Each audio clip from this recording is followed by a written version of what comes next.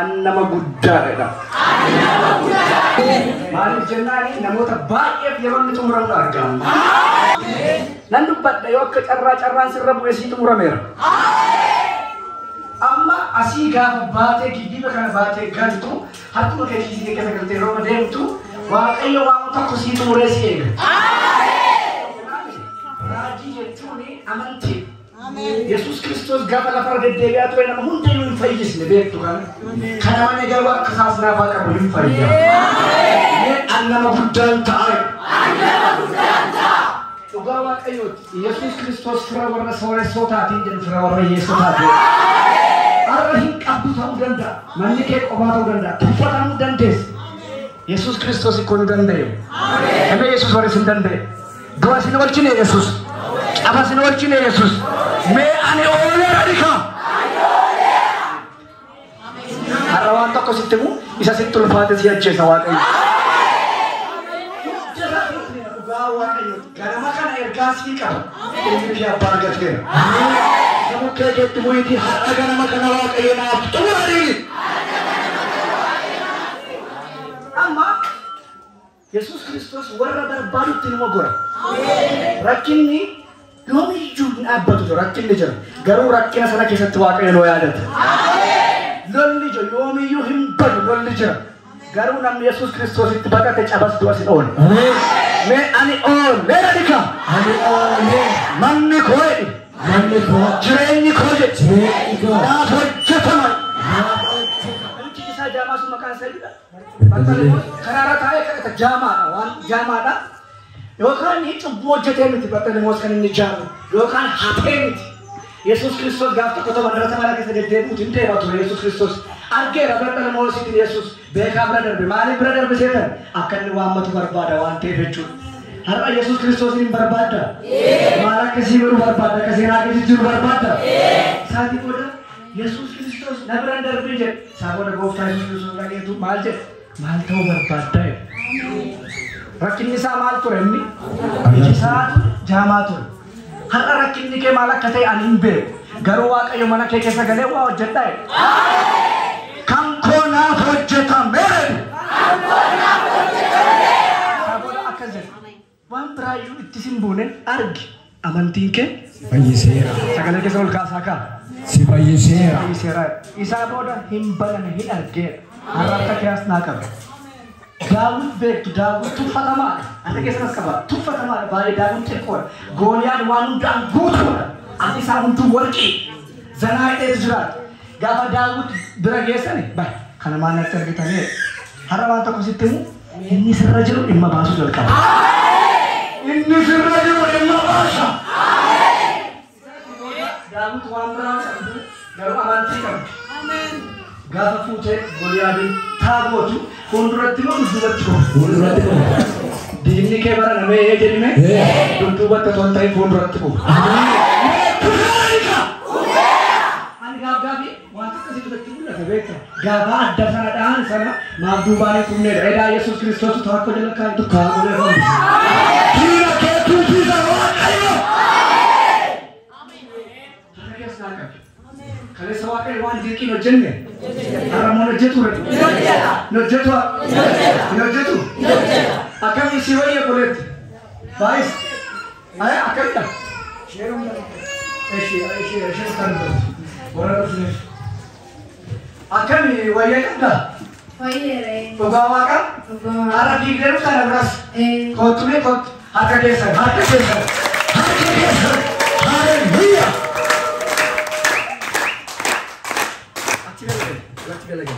Achi keessa si ilaalaa jiru. Namoonni baay'ee Waaqayyo maal sii godhe siif? Na fayyiseera. Dhugaa? Dhugaa. Eengaddaa mucaan kun gaafa yoomidha? Jimaata? Jimaata mucaan kun mana jirti turtee haadha isheetu dhufe. Haati ishee dhuftee as keessaa baay'ee boo'icha guddaa boo'u ture. Rakkina keessa natti himatanii tumaa jira.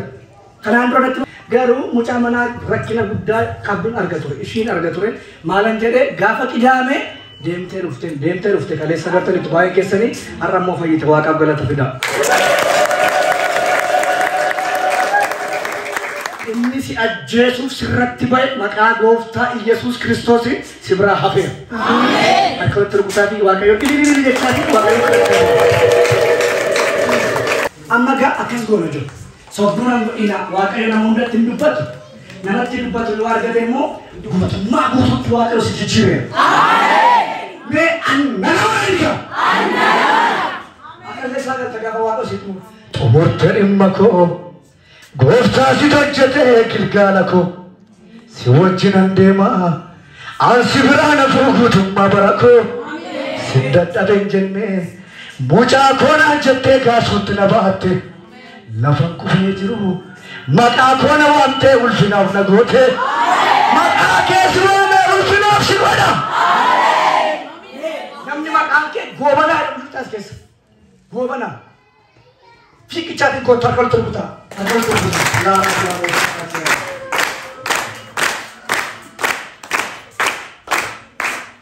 Egaa kiiboordiin hin jiru akkuma keessa raasaati. Yesuusin hojjetadha. Yesuusin hojjetadha. Mana keessa dhufeera gaaf tokko na yaadattaati. Na beektaa?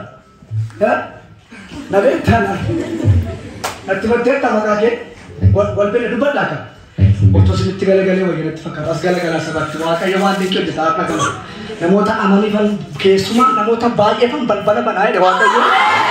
Namoonni baay'ee isaanii keessumaa duuni mana keessan irraa haa fagaatu jechuun barbaada. Yaa Yesuus jiraataadha.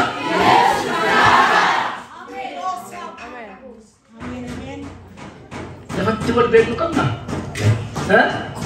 Waaqayyo garuu mana keenya galaa. Ameen. Amantaa? Dhugaa. Sirriitti amantaa? Waaqayyo kanaan jedhe. Waan si jalqabsiisu wayii qaba si xumursiisa. Ameen. Keessumaa gola kee keessa ilaalaa jira waaqayyo har'a galgala ganama kana yoo amantan amma maal godhu isinitti fakkaata too ergaa isaa dhaggeeffattanii waa'ee keessanitti yaada dhugaati raajis qoraanaa jira dubbii sagalee waaqayyo keessanitti yaadaati waaqayyo galgala ganama kana wanta haaraa jireenya jiratu hojjeta. Akkoonaaf hojjetame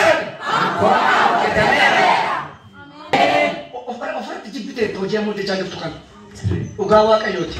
Maqaan koo Ankoo Amaanu'eel. Maqaan abbaa koo Gaaddisaadha. Maqaan akaakayyuu koo Taaddasee. Taaddasee nama jiru beektaa? Taaddasee nama jiru beektaa nama akkasii? Taaddaseen maqaa abbaa kooti kan.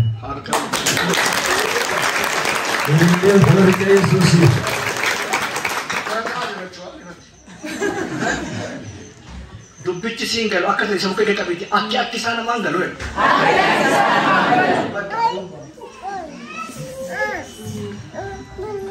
Akka keessa bal'isi. Wanti haaraan jireenya kee irratti haa ta'u.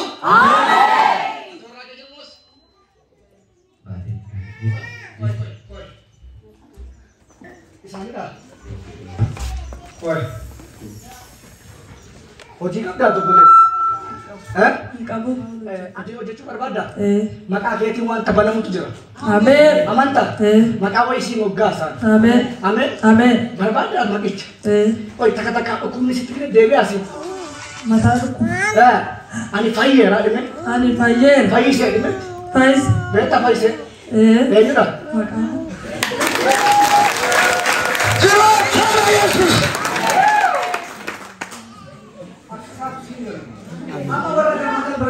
Ameen. Warra jaallatan irra jira.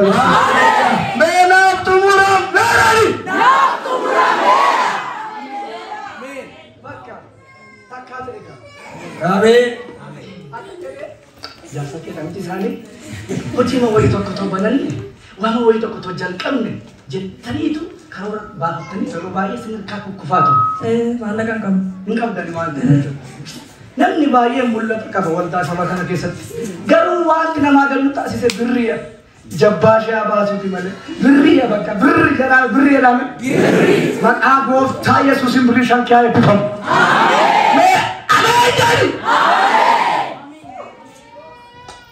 Mana nama sooressa malee mana hiyyeessa namnu na kusinitti himu. Yesuus Kiristoos garuu mana warra hiyyeessotaatan jira jechaa jira. Waaqayyo ganama kana siyaa eebbisu.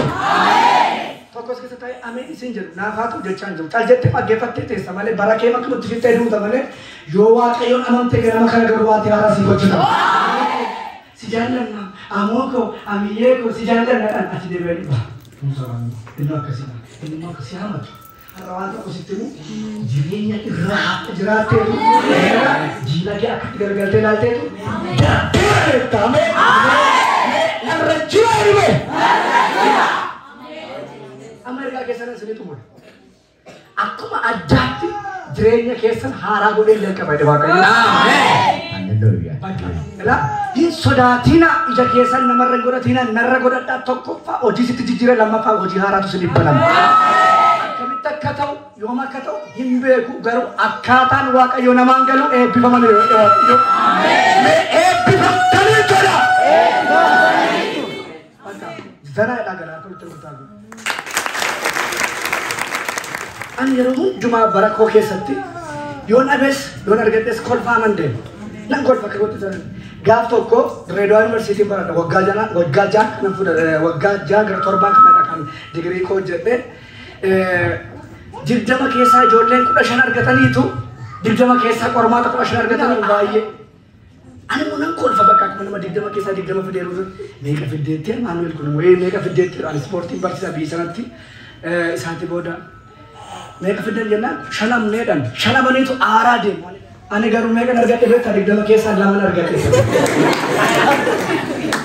hara waan tokko sitti immoo soores inni abbaa birrii miliyoona mee aariitiin deemu ati birrii shanii eebbifamu jalqaba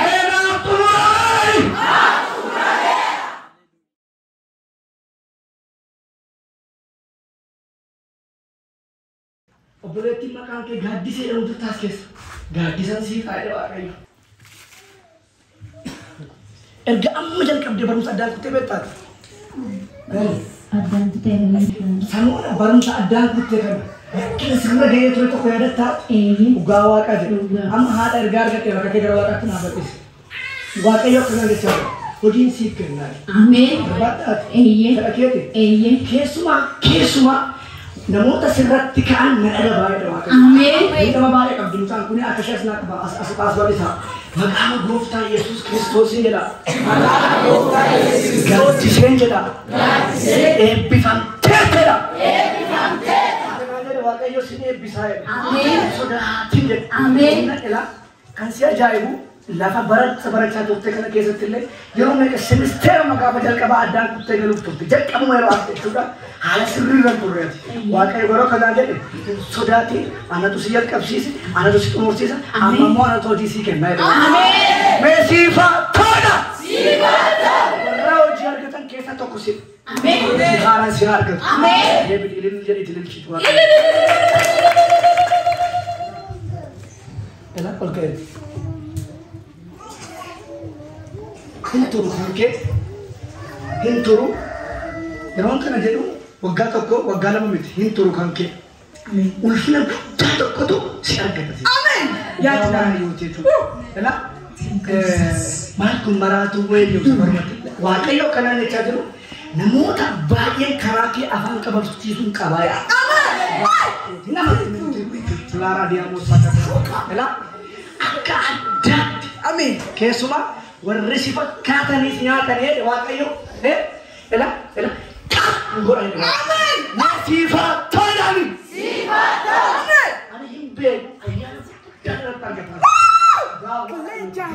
guddaa guyyaa har'aati jalqabe kan kee gadi otoo hin oollee keessumaa baajata addaa jireenya jiran ajajeera karoora kee gidduu galee si hojjetan meesiifa toodha yeroo mucaan kun alatte yaadattuu isin rakkina guddaatu ture maatii keessatti dhugaa waaqayyo mee akka haadha keenya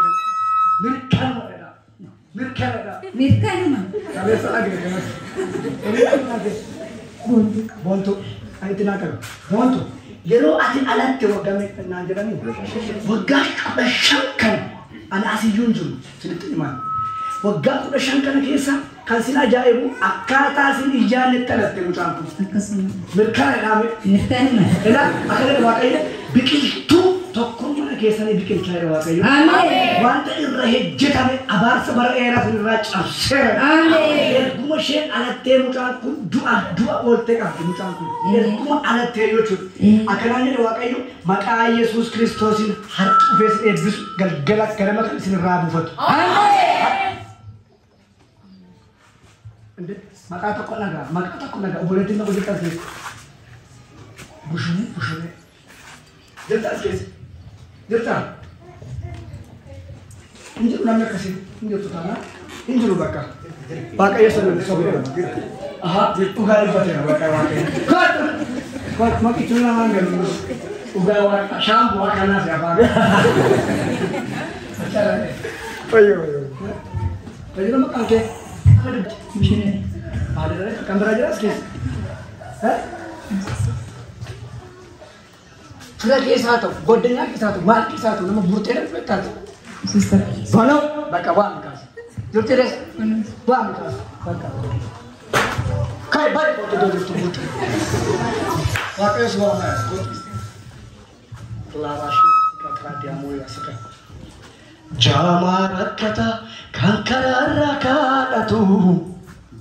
Goree gaafata gooftaan garaan jaafatu.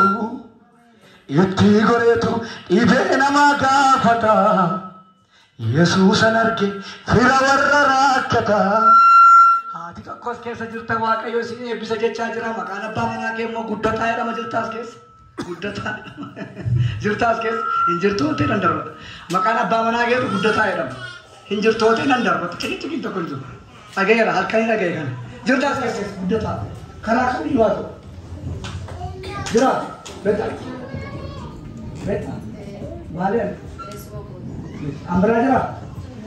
Maaliin? Kottu kan maaliin? Kottu. Haadha kottu. Harka keessa Waaqayyoof rukutaa.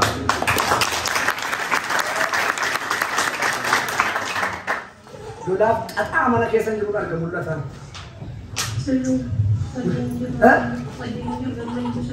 Isa kan argata gooftichi. Ilaali hin sodaatin jedhe Waaqayyo. Wanta jireenya kee irratti ofirratti gaabbitu gurguddaatu jira obboleettii koo. Ani illee hin beeku har'uma si arge. Garuu hin sodaatin jedhe Waaqayyo. Dhugaa Waaqa jiraataati.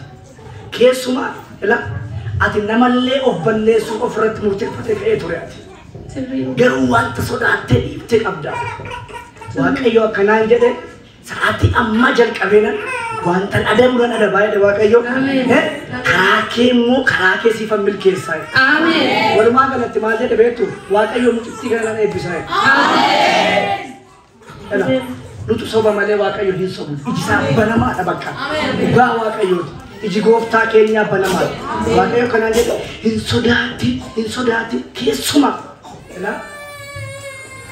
Nama lama argaan fi goote garuu nama tokko jedhe Waaqayyo ilmi ija hin taane irratti fudhadhaa jedhe Waaqayyo gara Waaqayyootti deebii jedhiiti ittiin. Gurguddaati. Nama karaa kee adabu tokko qaba jedhe Waaqayyo. Ameen jedhama. Hin sodaatin karaa naara siif baname.